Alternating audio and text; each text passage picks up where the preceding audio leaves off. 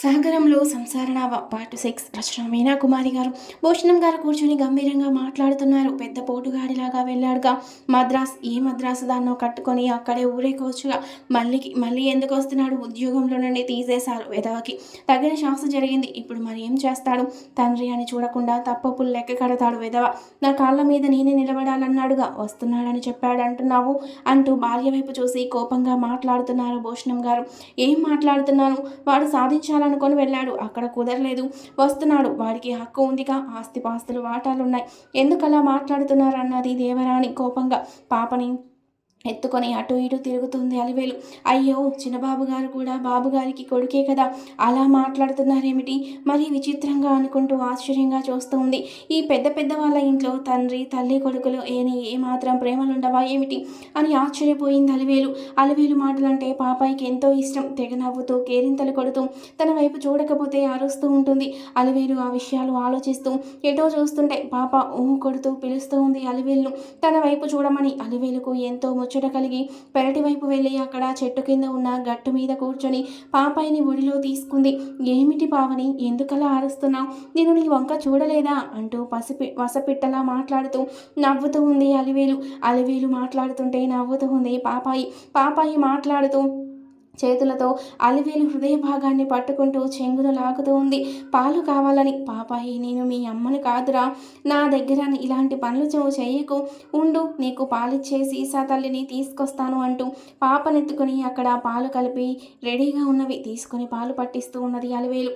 చెట్ల నీడలోని నీరెండ కాంతులు ఈ పాపాయి ముఖం మీద పడి ఎంతో అందంగా మెరుస్తూ ఉంది. భూషణం గారి మాటలు గట్టిగా వినబడడంతో అలివేలు చాటుగా వెళ్ళి వింటూ ఉన్నది భయంతో.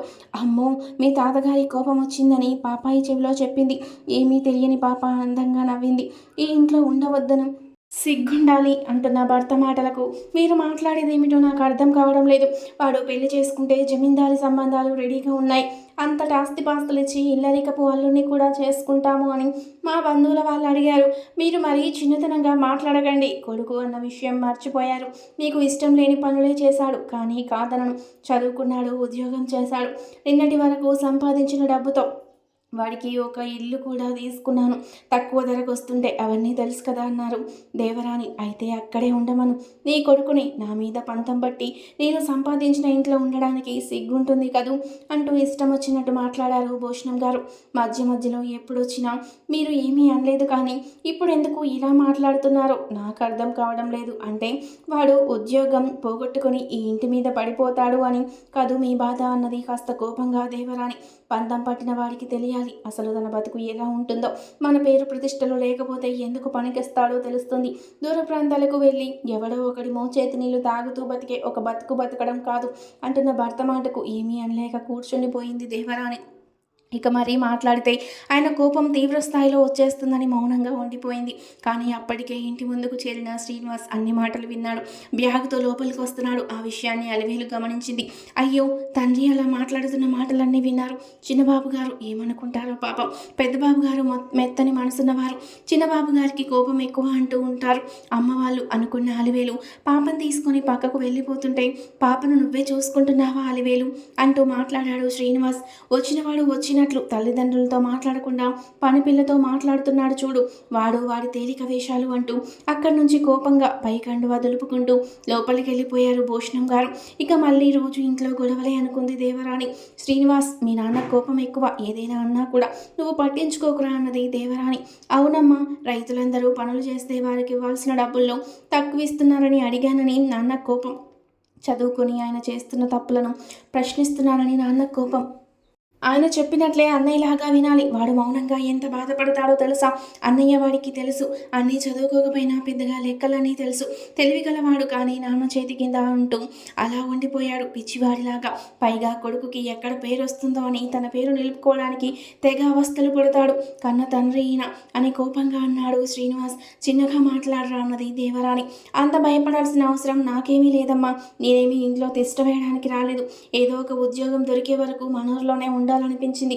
మనసు కూడా బాగోలేదు, అందుకే ఇక్కడి దాకా వచ్చాను, లేకపోతే అసలు వచ్చేవాడిని కాదు అంటూ బాధగా కళ్ళు తుడుచుకున్నాడు శ్రీనివాస్. అయ్యో, పెద్దయ్య గారన్న మాటలకు చిన్నాన్నకు బాధ కలిగింది. చిన్నారి అంటూ పాపాయి చెవిలో చిన్నగా చెప్పింది అలివేలు. పాపాయికి చెవి దగ్గర మాట్లాడినప్పుడల్లా వస్తున్నాయి పాపాయికి బోసి నవ్వులు. తన రూమ్లోకి వెళ్ళి ఫ్రెష్ అయ్యి బయటకు వచ్చి కూర్చున్నాడు శ్రీనివాస్. పని మనిషి మంగ కాఫీ తీసుకొచ్చి ఇచ్చింది. కాఫీ తాగాలనిపించలేదు శ్రీనివాస్కి, కానీ తాగాలి తప్పదు. ఆకలేస్తుంది. ఆకలి ఎవరి కోసం ఆగదు. మనసులో బాధ ఆకలికి తెలియదేమో మరి అనుకొని కాఫీ తాగుతున్నాడు శ్రీనివాస్. పొలం దగ్గర నుంచి ట్రాక్టర్ నడుపుకుంటూ వచ్చాడు శ్రీరాములు. పచ్చగడ్డి మూటలు అన్నీ కూడా మంగ తీసుకెళ్లి గొడ్ల జావిట్లో వేసింది. చిక్కి సగం పోయాడు. అన్నయ్య అని బాధపడ్డాడు. అన్నను చూడగానే శ్రీనివాస్కి తెలియని దుఃఖం వచ్చేసింది. ఒక్కసారిగా శ్రీనివాస్ కోల్పోయిన ప్రేమను గుర్తు తెచ్చుకొని అల్లాడిపోయింది శ్రీనివాస్ మనసు. శ్రీరాములకి తమ్ముడిని చూడగానే ఆనందం కళ్ళల్లో కన్నీరు వచ్చాయి. ఏమిట్రా అలా ఉన్నావు అంటూ దగ్గరికి వచ్చాడు శ్రీరాములు. నాన్నగారు ఏదైనా అంటే పట్టించుకోకురా తమ్ముడు, తెలుసుగా నాన్నగారి సంగతి, ఎంతైనా మనల్ని కన్నవారు కదా అన్నాడు శ్రీరాములు. అదేమీ లేదన్నయ్య, ఏదో బాధగా అనిపించింది నిన్ను చూస్తుంటే. ఏమిటి ఇలా అయిపోయావు, అసలు బొత్తిగా అన్నం తినడం లేదా అన్నాడు శ్రీనివాస్. బతకడానికి తింటున్నాను కానీ ఏది రుచి తెలియడం లేదురా, వెళ్ళిపోయే రోజు ఎప్పుడా అని చూస్తున్నా అంటున్నాం. శ్రీరాములు మాటకు వారించబోయాడు శ్రీనివాస్. ఇంతలోనే అలివేలు వచ్చి పాపాయిని శ్రీరాముల చేతుల్లో పెట్టి మీకోసం ఎదురు చూస్తుంది పావని పాప, చూడండి ఒకసారి పలకరించండి అంటూ వెళ్ళొస్తానని చెప్పి అలివేలు. ఈ అమ్మాయికి ఏనాడు రుణం ఉన్నామో తెలియడం లేదు. పాపను కంటికి రెప్పలా చూసుకుంటుంది, ఇంట్లో పనులన్నీ చూసుకుంటుంది. ఎప్పుడైనా నేను ఇలా మాట్లాడితే చాలు చటుక్కున పాపాయిని తీసుకొచ్చి నా చేతుల్లో పెట్టేస్తుంది. ఈ బాధ్యత మీది ఎవరు చూస్తారన్నట్లు మాట్లాడేస్తుంది అని నవ్వాడు శ్రీరాములు. అలివేలు వెళ్ళడానికి బయటకెళ్ళింది మంగ. ఈలోపు మంగ అమ్మగారు రాత్రి నుంచి ఇక్కడే ఉంది. పాపాయి ఏడుస్తుంటే పాపం ఏమీ తినలేదు అలివేలు అని చెబుతుంటే కొంపకెళ్ళి తింటుందిలే, తెగ నిలుగుతున్నావు, ఈ కాపు నీ సోది అంటూ విసుక్కున్నారు దేవరాణి. తల్లి మాటలు విన్న శ్రీనివాస్కి చిరాకేసింది. ఛీ, ఇటువంటి ఇంట్లో ఉంటూ వీళ్ళ పద్ధతులు నచ్చక, వీళ్ళ వల్ల నష్టపోతున్న వారి బాధలు చూడలేక తల పగిలిపోతుంది రోజు ఇక అని బాధపడ్డాడు శ్రీనివాస్. కావేరి ఏమైపోయావు, ఎలా ఉన్నావు, ఏమిటో మనసు తడుముతుంది. నిన్ను వదిలి ఎందుకు వచ్చానో తెలియదు. మళ్ళీ మనసు ఉండబట్టలేక వెనక్కు తిరిగి వచ్చినప్పటికీ నీ జీవితం అలా అయిపోతుందని నేను కలలో కూడా అనుకోలేదు అని బాధపడుతూ అలాగే పడుకునున్నాడు శ్రీనివాస్.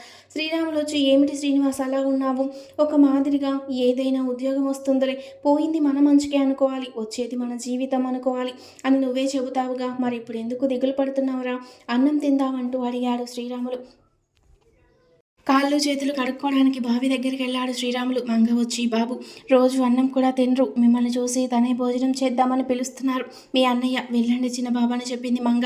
పైకి లేచాడు శ్రీనివాస్. నిజానికి కొడుకుల ఇద్దరి మనసులు బాగోలేదు, కానీ అర్థం చేసుకునే తల్లిదండ్రులు లేకపోయినా అన్నదమ్ములు ఒకరికొకరు ఓదార్చుకుంటూ మాట్లాడుకుంటూ భోజనం చేసి ఇద్దరు డాబా మీద గదిలోకి వెళ్ళి పడుకున్నారు. పాపను మధ్యలో వేసుకున్నారు. పాపాయి కాళ్ళతో తంతూ ఉంది శ్రీరాముల్ని. శ్రీనివాస వైపు చూసి నవ్వుతూ ఉంది.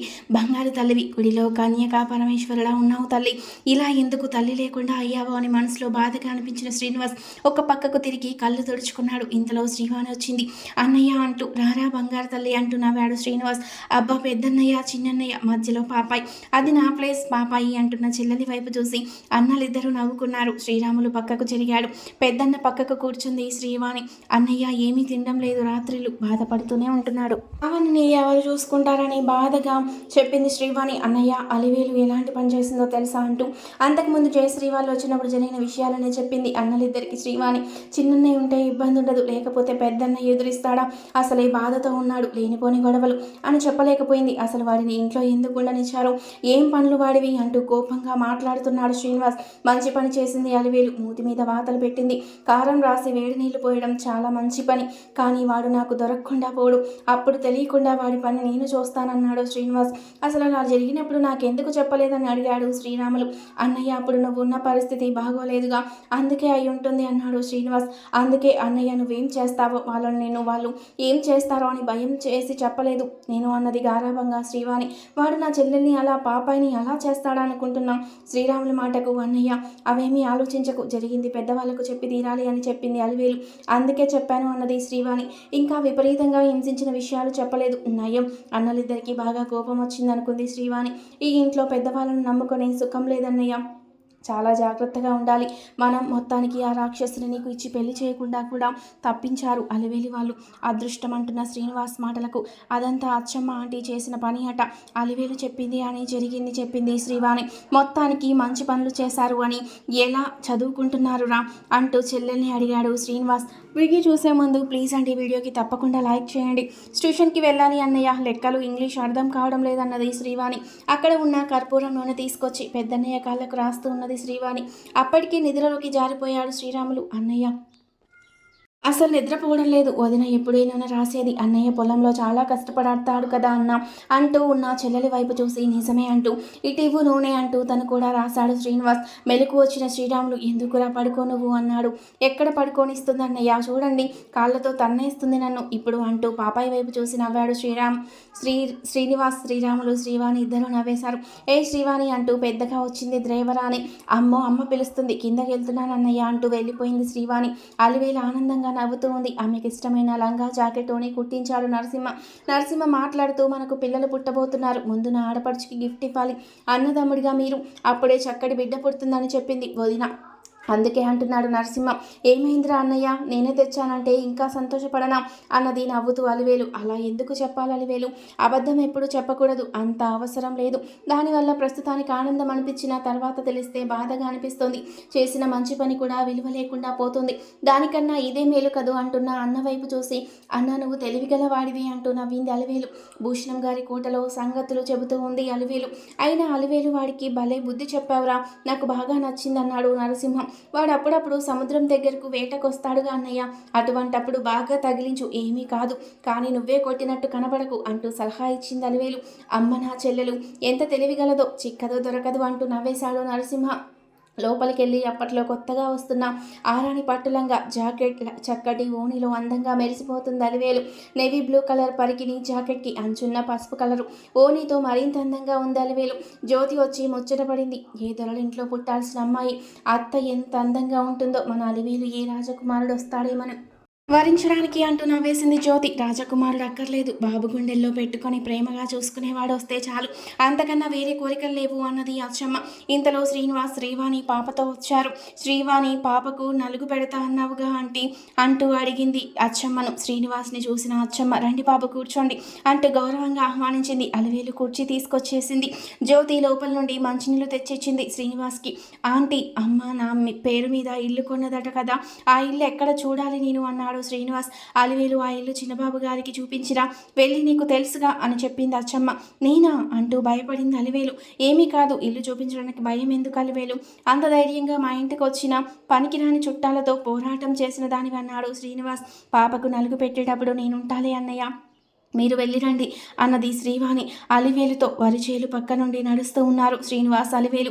ఆ ఇల్లు తీసుకున్న తర్వాత ప్రతిరోజు వెళ్ళి శుభ్రం చేసి వస్తున్నాను చిన్నబాబు అని చెప్పింది అలివేలు. మంచిది అన్నాడు శ్రీనివాస్.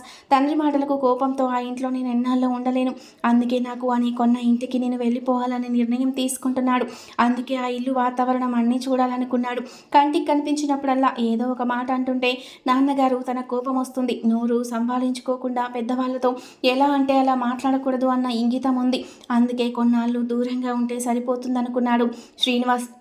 ఇదే బాబు ఇల్లు అంటూ చూపించింది అలివేలు. ఇంటి ముందు అందమైన ముగ్గులేసి ఉన్నాయి. చక్కటి డాబా ఇల్లు, చుట్టూ కూడా చాలా చక్కటి పూల తోట ఉంది. స్థలం పెద్దది, చుట్టూ పూల చెట్లకు పాదులు తీసి అందంగా ఉన్నాయి. ఇంటి గడపలకు పసుపు రాసి బొట్లు పెట్టి ఉన్నాయి. ఆ పనులన్నీ అలివేలు చేశానని చెప్పింది. లోపలికి వెళ్ళిన తర్వాత అక్కడ సాంబ్రాణి ధూపం వేసినట్లు తెలుస్తుంది. ఇల్లు ఎంత నీట్గా ఉందో, గదులు అన్నీ పెద్దగా చాలా బాగున్నాయి. చుట్టూ పచ్చని చేలు, ఎటు చూసినా పచ్చదనం కనిపిస్తుంది. కొంచెం దూరంలో చెరువు కూడా ఉంది. అందంగా అనిపించింది శ్రీనివాస్కు. ఆ ఇల్లు వాతావరణం అంతా మనసులో ప్రేమ దిగులు ఉన్నది. అందుకే కొత్తదనం కోరుకుంటుంది మనసు. ఒక చక్కటి వాతావరణం చూస్తే మనసు మారుతుంది. అలాగే పసిపాప బోసి నవ్వులు చూస్తుంటే మనసు సంతోషంగా ఉంటుంది. అన్నయ్యతో మాట్లాడడం ఇష్టం, చెల్లెలతో అల్లరి చేయడం ఇష్టం. అవన్నీ మునుపటి శ్రీనివాస్ లాగానే చేయాలి. తన మనసులో బాధను వెళ్ళగొట్టాలి అనుకున్నాడు శ్రీనివాస్. సరే బాబు నేను వెళ్ళొస్తానని చెప్పి అలివేలు వెళ్ళిపోయింది. తర్వాత ఏం జరిగింది అనేది నెక్స్ట్ పార్ట్లో తెలుసుకుందాం. వీడియో నచ్చితే తప్పకుండా లైక్ చేసి తప్పకుండా సబ్స్క్రైబ్ చేసుకోండి. వీడియోస్ మధ్య మధ్యలో లేట్ అవ్వచ్చు, సమ్మర్ హాలిడేస్ కదా, అర్థం చేసుకోండి.